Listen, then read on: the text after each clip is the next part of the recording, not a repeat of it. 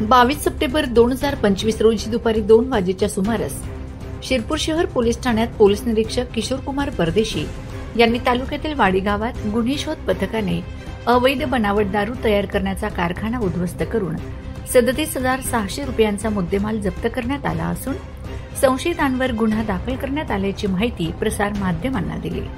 सदरची कारवाई पोलीस निरीक्षक किशोर कुमार परदेशी यांना मिळालेल्या गोपनीय माहितीवरून त्यांच्याच नेतृत्वात 21 सप्टेंबर रोजी दुपारी 2 वाजेच्या सुमारास वाडी गावात किस्मत भगवान कोळी वय 49 याच्या राहत्या घरात डीबी पथकाने केले। पथकाने टाकलेल्या छाप्यात बनावट दारू तयार करण्यासाठी लागणारे साहित्य, ज्यामध्ये बॉटलिंग मशीन, स्पिरिट, प्लास्टिक आणि काचेच्या बाटल्या आढळून आल्याने 37,600 रुपयांचा मुद्देमाल जप्त करीत एकाच ताब्यात घेतलाय। या प्रकरणी पोलीस कॉन्स्टेबल प्रशांत पवार यांनी शहर पोलीस ठाण्यात फिर्याद दिल्याने संशयितांविरुद्ध विविध कलमांन्वये गुन्हा नोंद करण्यात आला असून पुढील तपास पोलीस करीत आहेत। माझा खानदेश न्यूज ब्युरो, शिरपूर।